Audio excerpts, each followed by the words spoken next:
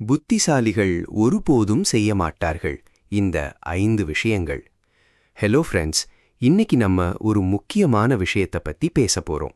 பொதுவா நம்ம ஒருத்தரை பார்த்து அவர் ரொம்ப புத்திசாலி அப்படின்னு எப்ப சொல்லுவோம்? அவர் பெரிய படிப்பு படிச்சிருந்தாலோ, இல்ல கடகடன்னு கணக்கு போட்டாலோ, இல்ல அவரோட ஐக்யூ ஸ்கோர் அதிகமா இருந்தாலோ உடனே அவர் அறிவாளின்னு முடிவு பண்ணிடுவோம். ஆனா நிஜமான புத்திசாலித்தனம்னா அது கிடையாது.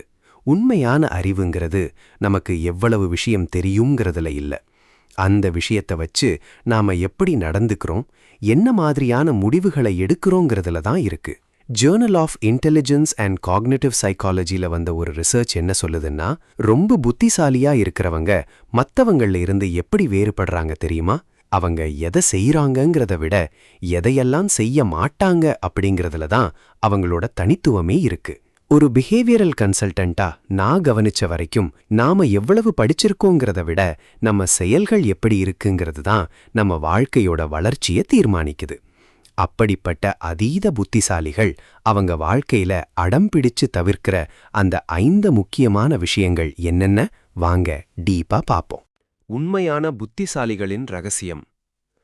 நம்ம ஊர்ல ஒருத்தர் பெரிய பட்டம் வாங்கியிருந்தாலோ இல்ல கடகடன்னு கணக்கு போட்டாலோ உடனே அப்பா இவர் பயங்கரமான புத்திசாலிப்பா அப்படின்னு சொல்லிடுவோம். இன்னும் சில பேரு ஐக்யூ ஸ்கோர் அதிகமா இருந்தாதான் அவங்க அறிவாளின்னு நினைச்சிட்டு இருக்காங்க. ஆனா பல ஆய்வுகள் சொல்லுற உண்மை என்ன தெரியுமா? நிஜமான புத்திசாலித்தனம்ங்கிறது உங்களுக்கு எவ்வளவு விஷயம் தெரியுங்கிறதுல இல்லவே இல்ல. மத்தவங்களுக்கும் நிஜமான புத்திசாலிகளுக்கும் இருக்கிற அந்த முக்கியமான வித்தியாசம் அவங்க எதை செய்யறாங்கங்கிறதுல இல்ல, அவங்க எதையெல்லாம் செய்யக்கூடாதுன்னு உறுதியா இருக்காங்க அப்படிங்கிறதுல தான் இருக்கு. இன்னைக்கு நாம பார்க்க போற சில விஷயங்கள் உங்களுக்கு ஆச்சரியமா கூட இருக்கலாம். குறிப்பா இந்த லிஸ்ட்ல 5ஆவதா நான் சொல்ல போற விஷயம் உலகத்துல இருக்கிற பாதி பேரு தினமும் தெரியாமலேயே செஞ்சிட்டு இருக்காங்க. அதுதான் அவங்களோட வளர்ச்சியை தடுக்குது. அது என்னன்னு தெரிஞ்சுக்க வீடியோவோட கடைசி வரைக்கும் என் கூடவே இருங்க. முதல்ல ஒன்னு புரிஞ்சுக்கோங்க, ஒருத்தரோட புத்திசாலித்தனம் மார்க் ஷீட்ல வர்றது கிடையாது.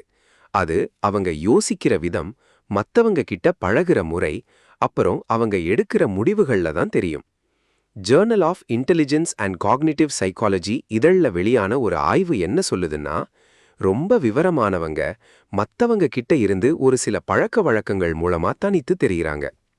முக்கியமா அவங்க இதையெல்லாம் பழக்கமா கத்துக்கல, அவங்க மூளை உலகத்தை அணுகிற விதமே வேற. அந்த 5 விஷயங்கள் என்னென்னு இப்ப பாப்போம்.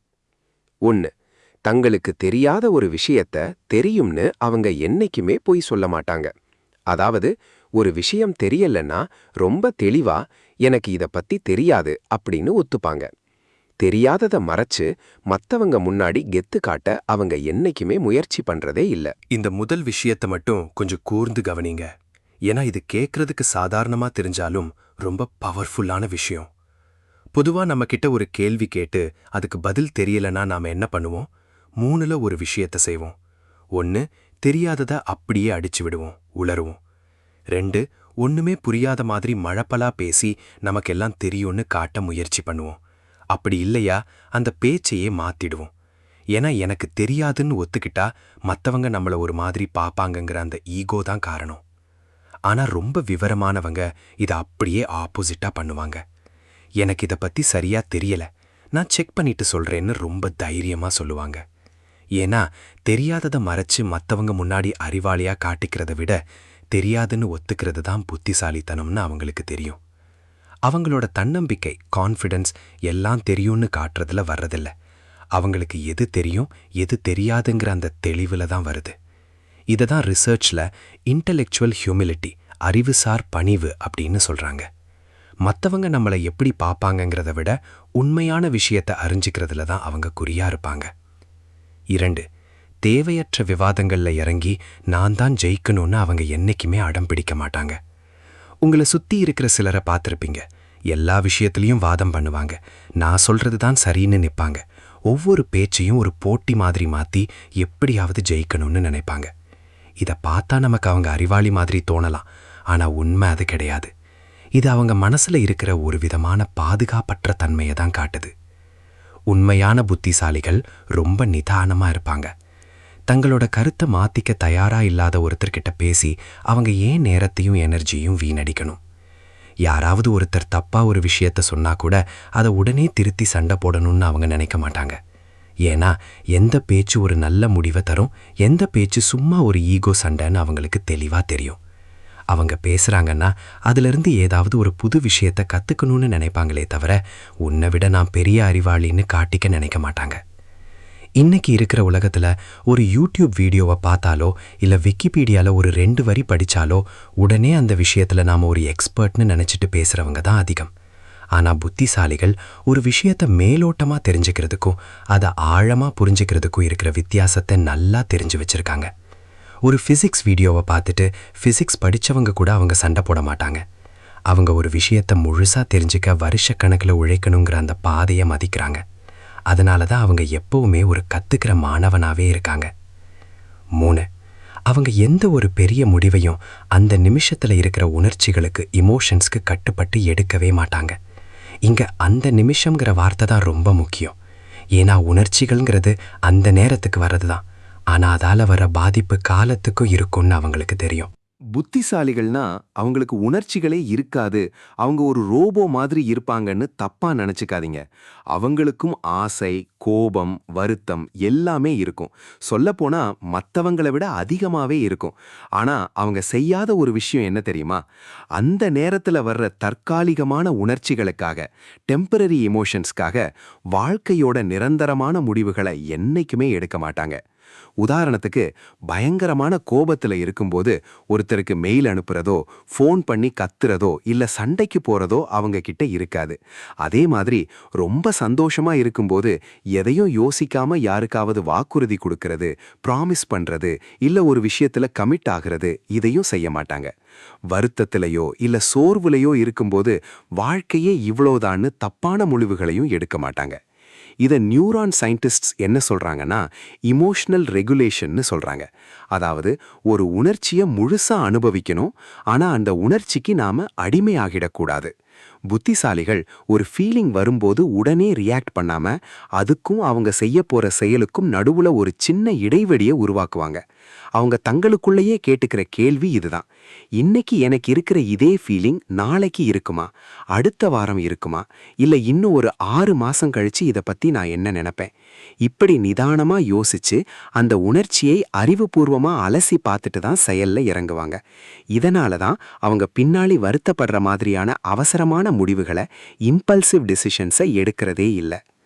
4, ஆமாஞ்சாமி போடுற ஆட்களை அவங்க என்னைக்குமே கூட வச்சுக்க மாட்டாங்க. இது கேட்கறதுக்கு கொஞ்சம் வித்தியாசமா இருக்கலாம். பொதுவா மனுஷங்களுக்கு நம்மள பாராட்டுறவங்க, நாம எதை சொன்னாலும் நீங்க சொல்றது சரிதான்னு வழிமொழிறவங்க கூட இருக்கணும்னு தான் ஆசைப்படுவோம். ஏன்னா அது நமக்கு ஒரு சௌகரியத்தை தருது. ஆனா நிஜமான புத்திசாலிகள் அப்படியே ஆப்போசிட். தங்களோட கருத்துக்கள்ல இருக்கிற குறைகளை சுட்டி காட்டுறவங்க, தங்களோட முடிவுகளை கேள்வி கேட்கறவங்க, தங்களுக்கு தெரியாத ஒரு புது கோணத்துல இருந்து விஷயங்களை பார்க்கறவங்க, இவங்க கூட இருக்கணும்னு தான் அவங்க ஆசைப்படுவாங்க. ஏன்னா அவங்களுக்கு ஒரு உண்மை நல்லா தெரியும்: நாம சொல்றது எல்லாம் சரின்னு சொல்றவங்க கூட இருந்தா நம்ம அறிவு வளரவே வளராது. நாம ஒரு கூண்டுக்குள்ளேயே இருந்தா, எக்கோ சேம்பர், நாம ஒருபோதும் புத்திசாலி ஆக முடியாது. நம்மளோட சிந்தனைகளை மற்றவங்க கேள்வி கேட்கும்போது தான் நாம இன்னும் அதிகமா யோசிப்போம், நம்மளை நாமளே செதுக்கிப்போம். சில நேரங்கள்ல நம்மளோட தப்பான கருத்துக்களை மாத்திக்கவும் செய்வோம். அறிவு வளரணும்னா நம்மளை விட விவரமானவங்க, நம்மளை சேலஞ்ச் பண்றவங்க கூட இருக்கணுங்கிறதுல அவங்க தெளிவா இருப்பாங்க. யாராவது அவங்க கிட்ட வந்து நீங்க சொல்றது தப்புன்னு ஆதாரத்தோட நிரூபிச்சா புத்திசாலிகள் கோபப்பட மாட்டாங்க, மாறாக உற்சாகமாகிடுவாங்க. ஏன்னா இன்னைக்கு நாம ஒரு புது விஷயத்தை கத்துக்கிட்டோம், நம்ம அறிவை அப்டேட் பண்ணிக்கிட்டோம்னு அவங்க நினைப்பாங்க. இததான் psychologist Carol Dweck growth mindset அப்படின்னு சொல்றாங்க. அதாவது அறிவுங்கிறது ஒரு பெட்டிக்குள்ள வச்சு பூட்டி பாதுகாக்க வேண்டிய பொருள் இல்ல, அது ஒரு செடி மாதிரி. நாம எடுக்கிற முயற்சியாலையும் சவால்களாலையும் வளர்ந்துகிட்டே இருக்க வேண்டிய ஒரு விஷயம். அதனாலதான் புத்திசாலிகள் தங்களை சுத்தி இருக்கிற ஆட்களை தேர்ந்தெடுக்கும் போது ரொம்ப கவனமா இருப்பாங்க.